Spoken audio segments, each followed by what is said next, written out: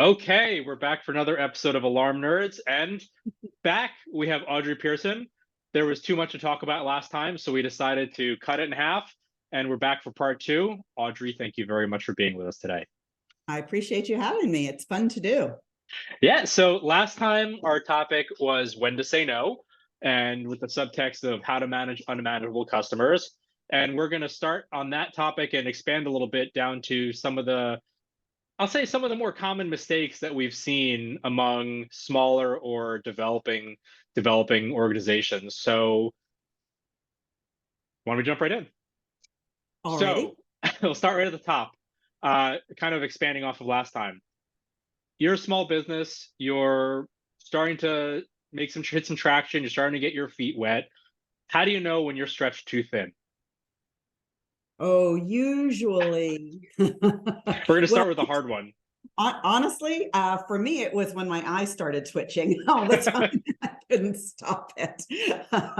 Which, anyway, when you're stretched too thin is typically your customers are going to tell you before anybody else, because when you're just starting out, there's usually only a handful of you, if that many. And so what will happen is you'll either start to have contractors or customers say, when are you coming again? Or are you sure you can't get here sooner? Or, gee, I can't wait that long. And so I'll have to, I'm really sorry, but I'll have to go somewhere else. So it's typically that inability to fulfill orders or installations, or at some point, and usually it's not the most immediate issue that you have because your systems are relatively new when you've just started out, but then it eventually becomes that you can't get to service and people are waiting too long. So, like you said, your customers will tell you that you're taking too long. They may be complaining, or they may just be saying, it may unfortunately get to a point where they say, I've got to go elsewhere. This isn't working out. Yeah, that's exactly right.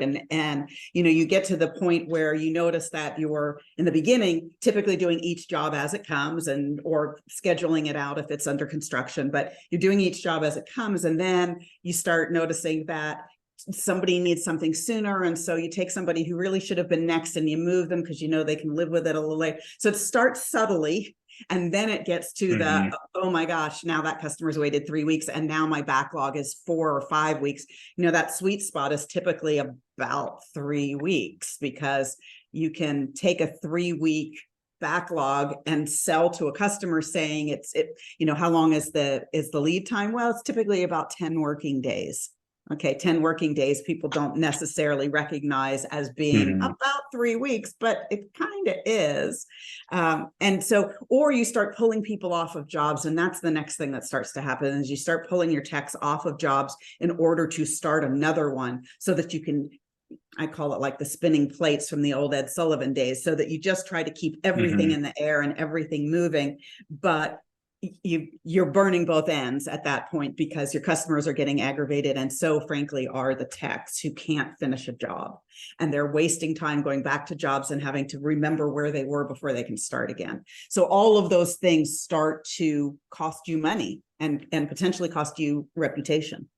So when you start cannibalizing your customers, this customer is mostly ready, so we're going to pull these and use them for this, and this tech's coming off of here.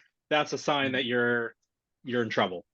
It really is. And it, as I say, it happens subtly, because you kind of start getting there and you go, now I'm handling it. I've got it. I've got it covered. But listen to your techs too, because they'll start complaining. They'll start grumbling as well. And your customer will call and say, well, your guy left. When is he coming back? And those are really signs. And hopefully at that point, you're also maintaining your sales, so that this is not a one-off problem that I only had this month and I'm never going to have again. It starts happening repeatedly. And then you've got to bite the bullet and then grow. So when you get in that situation where you say, look, I'm at capacity, or I'm beyond capacity. I've hit 101%, and I'm at a point now where I'm, like we said before, I'm taking from this customer to handle this customer, whether it's personnel or equipment or whatever, or just time. So at that point, what's the first step? What's the most logical way to evolve? Do you hire salespeople to bring in more business, or do you hire more technicians to get the jobs installed? Because it's really a balancing act of what's worse, having the jobs pile up, or having your tech sitting around nothing to do? That is the question. And that is probably one of the hardest questions. Partly because hiring techs is never just hiring a tech. It's buying a truck, getting another vehicle, tricking out the vehicle with your signs and parts and tools and all the rest of it. The same thing with a salesperson if you are trying to build your sales, because typically if you're growing like that, you're not going to hire the most experienced salesperson you can find because you don't have the cash for that. And so you're trying to find somebody who can grow with you as well. I find that if you can get to the point where you've got enough of a backlog, I typically, this may be because I come from sales, but I tend to start with sales because my feeling is that I can always find more work for my techs to do, and I will find a way to make that pay. And if that means that they're going to go out and do inspections for burglar alarm systems that maybe don't necessarily need an inspection, to me, that's still a way of marketing, and it's still a way of providing potential sales or potential upgrades and that sort of thing. So I tend to go to the salesperson next. But you really, at that point, still need to be able to be looking for your technicians. 10 years ago, or even 5 years ago, probably more like 10, it was already difficult to get technicians and to find them and train them and do all of the rest of that. Well, the same applies to salespeople now. It got worse over COVID, but to find people who know what they're doing, there is going to be a learning curve for sales and technicians. And we just absolutely have to plan for it. And we have to set up systems for it, and you have to get the help for it, because a ride along is not a training program. And I mean that for sales and for technicians, either one. It's okay to get the help, and more to the point, it's better to get the help so that you can keep working while your person is getting trained, and then put them into the field. Because who do you think is harder to hire, a salesperson or a technician? Oh gosh. You're asking me the age-old question of me, the salesperson. And I don't mean finding people to apply. I mean, you have somebody sitting in your office. Who do you think is harder to interview? Who do you think is harder to decide on? Probably, well, it's easier to decide on a salesperson. It's harder to get it right. And by that, I mean, if somebody is good at selling themselves, that's great. But that means that it's easier to hire them because they sound wonderful. They sound terrific. It's harder to get it right because they're at least good at selling themselves. It doesn't mean that they're going to do everything you want them to do. And so they seem like they're a great salesperson because they sold themselves to you. So technicians, and I don't in any way mean this critically to any technicians who might be listening, but technicians want to brag about what they do well. And sometimes they embellish, that's okay, but there are really very specific things that you can ask if they know how to do and how they would do it. And that way you can judge whether they've got certain skills or not. When it comes to salespeople, a lot of it is partly because a good salesperson can sell themselves, number one. And number two, a lot of times the people who are interviewing salespeople don't recognize that there really are skill sets involved in it. And so they tend to hear, oh, look at this guy, he's great. And really all I need is to send somebody out there. They don't have to know a lot. They just have to be able to talk to people. My product, my service, my company, it sells itself. They don't have to be that skilled. And so what typically happens is that people are put a more critical eye on hiring a technician than they do on hiring a salesperson. And a salesperson can cost you a heck of a lot of money in training and time and still not work out.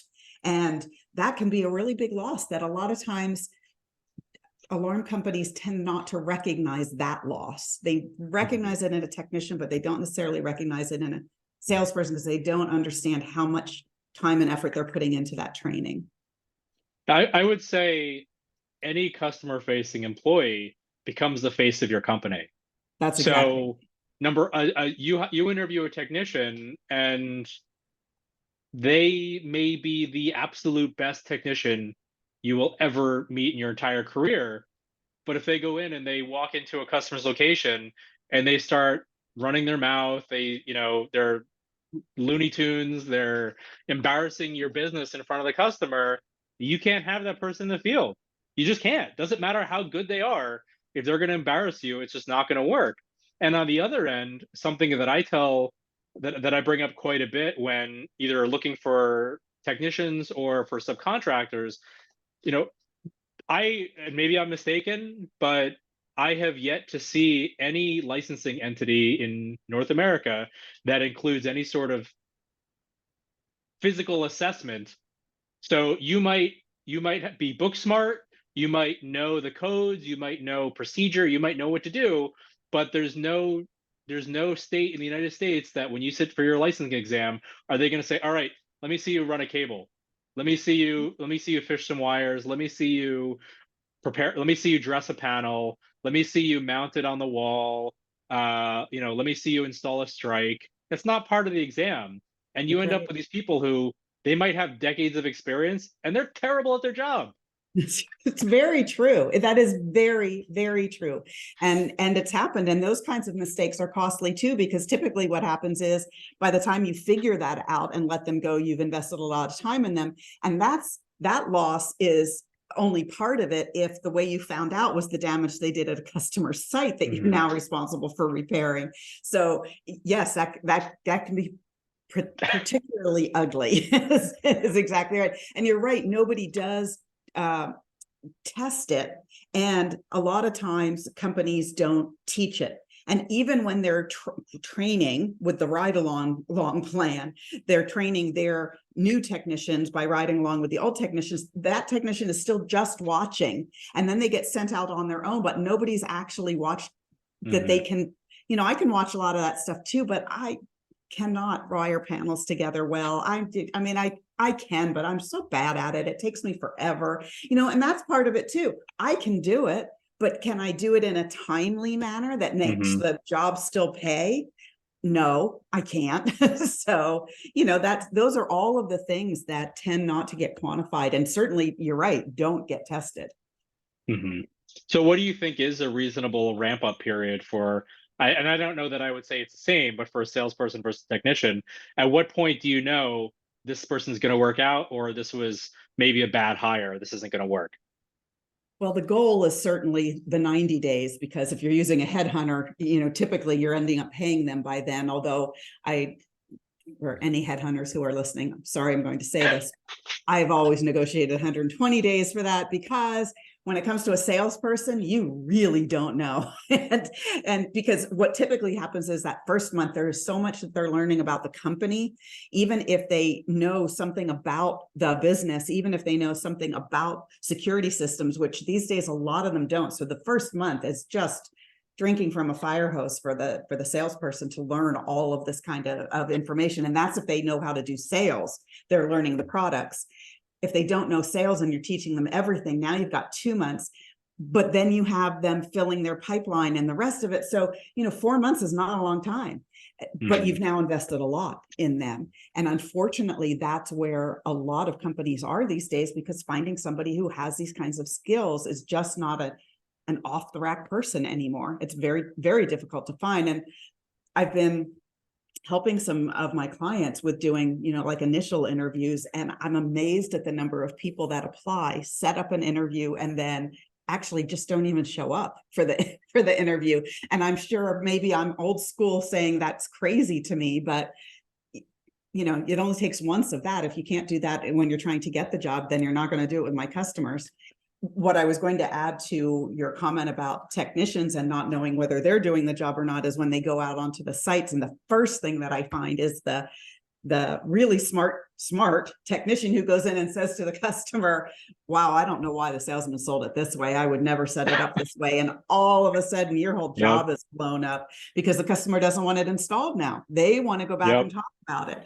I've certainly had it happen to me when I've sold jobs, and the technician comes back, and sometimes they've been jobs you worked on for months trying to get the customer what they really wanted and something will work, and it's blown out of the water. Those are the kinds of things that make you crazy. But getting back to when do you know, I would say if it's easy, you know, in 2 months for a salesperson. If they are making the right moves, it might take 4 months to know. It could even take 6 months to know where they've got things in the hopper, but they're not closing them. And so it can take that amount of time. When it comes to a technician, that's obviously, first of all, I'm not the one who takes care of that. As far as even in my company, that wasn't my requirement to know when the technicians were ready. But my take on that is, first of all, can they talk to the customer? Do they have those soft skills of customer service, which, as you said, everybody needs? Everybody has to have it, because, and when you say customer facing is on the phone too. So, reception and admins and everybody. But for a technician, it's the thing that I look for is, are they picking it up? When you walk them through a job site, are they catching on to what's needed? And are they understanding, even if they don't know how to do something, understanding the intent of what you're trying to accomplish? Because that's the first step. And if they're not getting that, how to make it happen is going to be secondary to being able to learn what it is they're trying to accomplish. So that's kind of the first step. No, I think you're right. I almost would argue that it's easier to tell the technician if it's going to be a fit or not, because you can see the quality of their work. And like you brought up a great example of a tech telling talking a customer out of something, and it happens. We've all been there. And I had a client who had that happen a couple months ago, where the tech actually went and told the customer they didn't agree and just didn't install part of the job. And it was a real problem, because that tech didn't know why that decision was made. Was it the customer's interest? Was it the tech? Was it the salesperson's experience? Was it an insurance requirement? They don't know. They weren't in those conversations. But likewise, the salesperson shouldn't be telling tech how to do their job. It goes both ways. I agree. I agree. And this is the age-old issue, and I can't remember if we talked about this last time or not, but it's always you didn't sell it right, you're not installing it the way I sold it, but that is a common thing. And what hurts a company overall in a situation like the one you just described, when the technician does that, is that it's not that it makes the technician look smarter, it's not that it serves to train the salesperson any better. What it does is it just shakes the customer's confidence in the company. And so before the system is even completed, or before they've even used it, they don't have trust in the system. And that's a customer that becomes a possible attrition problem, because they don't know what they're doing. But two sides can't talk to each other. And that can really hurt a company. Because those people will talk to the people they refer, or people who ask about their experience, and or won't refer. Yeah, it spreads. So let me ask you on this note, what is a mistake that you've seen over and over again? What's a mistake that a lot of newer, smaller companies tend to make? The first thing I would say is, well, a couple of things. One is selling anything and everything. Whatever the customer asks for, you sell. Standardizing from the very beginning is a lot of shiny objects. And it's not just, and I get that we salespeople have a squirrel problem. I will own that. But it isn't just the salespeople. Sometimes it's techs and certainly owners, and frankly, great salespeople with the vendors and the distributors. But you do have to standardize, because you can't be all things to everybody. And when you're first starting out and you're trying to make a living, and you're trying to keep your schedule full and your techs working and all of that, you want to do anything that the customer wants. But you have to take a longer term approach and make sure that you're going to be able to support that. The technician that you have now, who came from somewhere else, who can work on this equipment, it wasn't what you were originally going to sell, but they can do it. And so let's do that. Doesn't help you when that technician leaves. And so now you're left with the next person that you hire has to learn these two different kinds of systems. And it just grows and it gets harder and it gets worse. And you're stocking inventory, and you're stocking trucks, and all your money is tied up in inventory, or a lot of it is. And the worst thing is if you have a customer with something that you just have no ability to support. Right. That's exactly right. So a takeover, and this comes with the when to say no to a customer part that we talked about too, which is sometimes you have to say no. I wouldn't do this because I'm being fair to you. I couldn't support this, whatever. But I would recommend that we do it this way. And if you're interested in that, I'd love to do it with you. So that's definitely one of the things. The other Another really common mistake that I see when people start out is, I want to get this job and I'll get it at all costs, because you're trying to work, you're trying to feed your family and your employees and all the rest of it, but it doesn't serve you. And I've seen companies that have been around for 30 years who started low in order to get into the market and just literally have never kept up with pricing, who are pricing jobs and getting them because they're the lowest price, but they're not even like just the lowest price. They're like the lowest price, and they're just leaving money on the table. And that's the kind of thing that will hurt you long term, because it will also keep your company from growing, the ability to grow by having that income that you need. So those when you are have a 5-year contract with a 4-year investment, it's not you have a lot of customers, but you're not making any money. That's exactly right. Or there are, there's a lot of these early mistakes, and it's not that anybody isn't intelligent. It's just, you don't know what you don't know. And if you haven't done it for a long time, get the advice from the people who have, because we've all made these mistakes and hopefully we've learned from them. But if you don't know that you're making that mistake, or you really don't know what you can expect 3 years from now and 5 years from now, we met a gentleman a million years ago at the ISC show. I couldn't tell you who he is, but he was a dealer and he'd been in business for about 30 years and we were new. And he had said, the first 5 years, you're just kind of like pulling your company along, and are we going to make it? And we're going to do it. And he said, and then the next 5 years, you're like, hold on, I can't keep up. And he said, and hopefully at the 10-year mark, you're like, okay, I got my systems in place. I'm good. Everything's steady. I can grow, blah, blah, blah.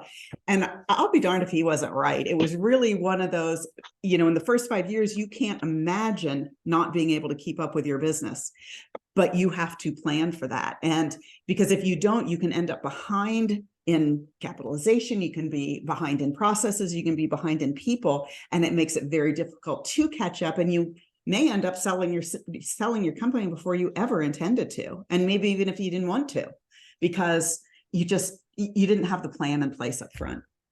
So do you think, looking at that example, should the business owner just always be on call? Does the owner need to be able to handle? I mean, if you look at every job from technician to salesperson to programmer to tech, to accountant, should the owner of the company know every job and be the backup for every one of those positions?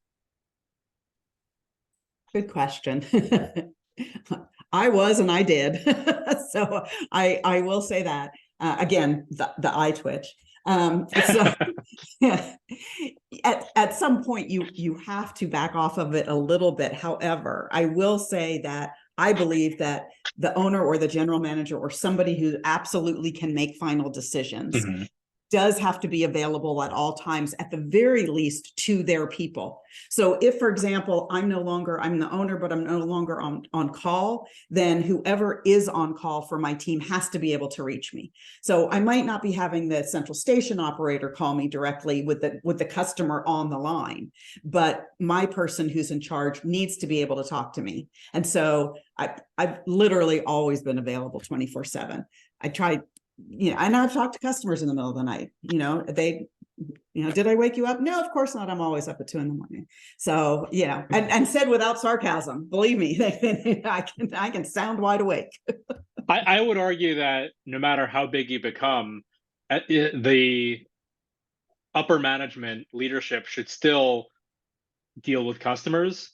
Oh, because I agree. you have to be able to remember those early days where you were, 11 o'clock at night on Christmas Eve, you're on the phone with a customer where something broke and they're desperate for you to fix it. If too many years go by, you become detached and you don't remember you don't remember the value that you have to your customers anymore. That's true. It's also true that, and you just put me in mind of the night before Thanksgiving that I was up all night with a customer on the phone who had a problem, and I literally called me every hour all night long, and I talked to him. We're very close. So, but it also demonstrates to your team and your employees that this is important, and the first thing that we do is that we take care of our customers. That's the whole reason that we're here. This is life safety. We have to be available. One of the things that is easy for newer employees, you've been in business for a long time now, you've grown the business, you were the 24/7 person for years, and I was, and you find that you're starting to hire people who just think, oh, you've never done anything. No, I've done everything you've done. And frankly, I've done it longer hours than you've done it because I didn't get days off. But it's good to stay in that because your customers will appreciate it, and it will feed into those referrals. So I've had teams where we had somebody was on call or on standby that would be available if something happened in the middle of the night. I've had teams where we used answering services where they would take, they had a book where they could say if the customer says any of these things, you wake somebody up.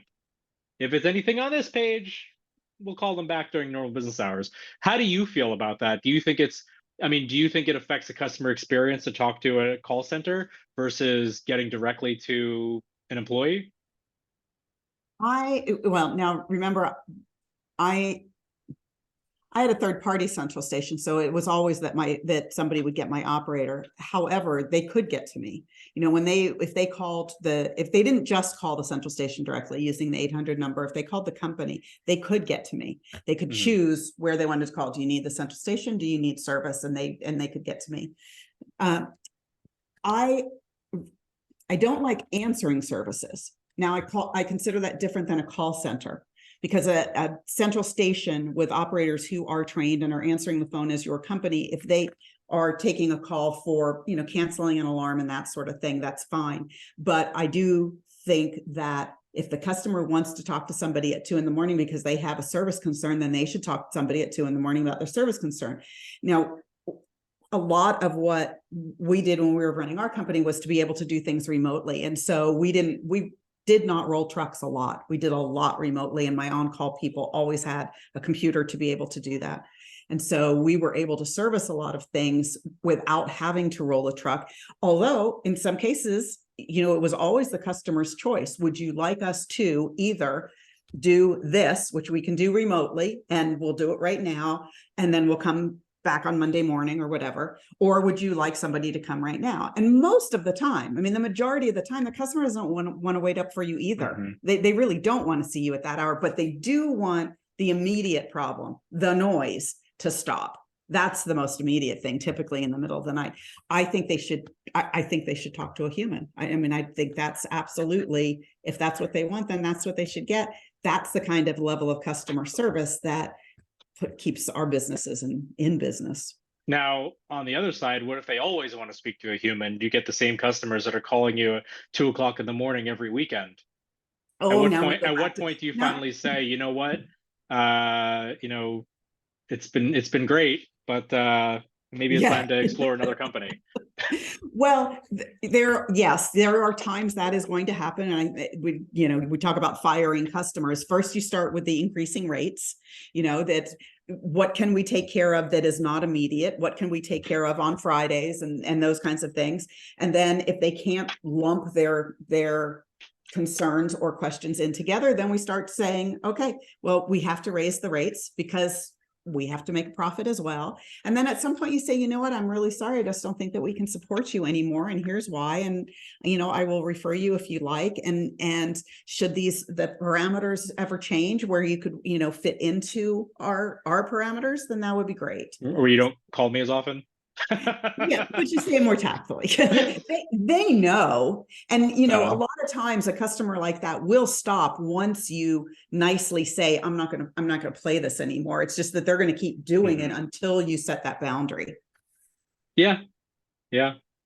So we're almost out of time. So I want to just hit you with a few questions that have come in.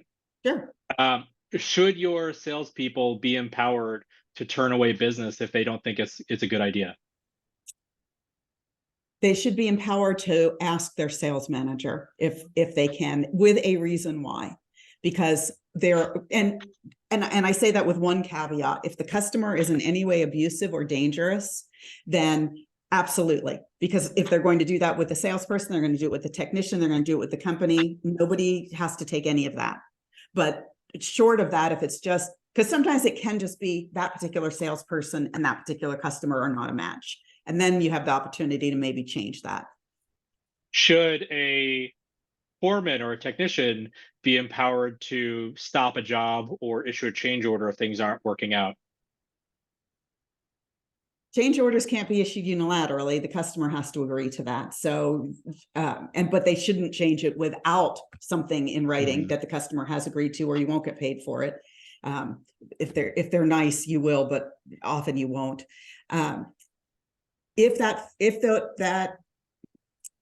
If they are a job foreman or a site supervisor as opposed to a lead technician, and not because lead technicians are in any way less than, but if somebody's managing the job, that's the person who should make the decision, not the technician who, with good reason, may just be really ultra frustrated one day and can't just walk off the job.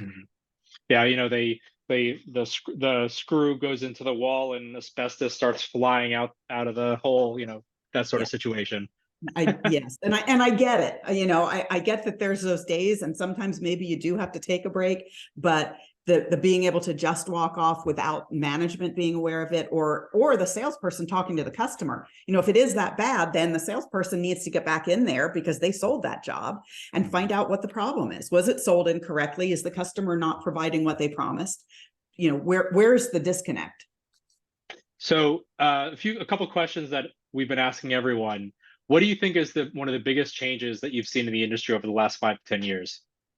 And what do you think we're going to look like in the next 5 to 10 years?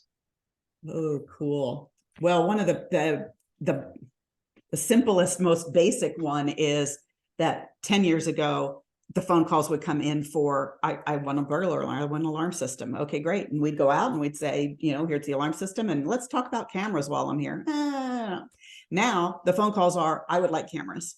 And we go out there and we say, well, security would be a good idea too. That really has flipped. That has very much flipped. Because it really used to be difficult to sell cameras. First of all, they were expensive, but still, it was just not even something people were interested in. It wasn't that long ago that people were saying, I don't want cameras on me all the time. And now that's really different. Where do I see it in 5 years? The biggest change I see happening right now has to do with the cameras, and that's the remote video monitoring. And that's where we're able to get in there with camera systems that we now are able to monetize and have RMR associated with it. And not only does it serve the alarm companies because it's good RMR, but it's also serving the customer because it is saving them money, and it's saving them time, and it's saving them responses, and it's preventing false alarms. And I do training on selling remote video monitoring. You might be able to tell, but I do because I feel so strongly about it. I really think it almost makes me wish I was back doing the sales myself, because man, I could sell the heck out of that. Well, thank you very much. This has been great. Audrey, do you want to tell everyone where they can find you? Absolutely. It's audreypierson.com. The company is Audrey Pierson Consulting, and we do sales training, we do leadership training, and we do consult to alarm companies and help them build their sales teams and their management teams. So call us if you need us. Happy to help. Well, this has been great. Thank you very much, and hope to have you back again soon. I'd love to. Thank you. All right. Be well.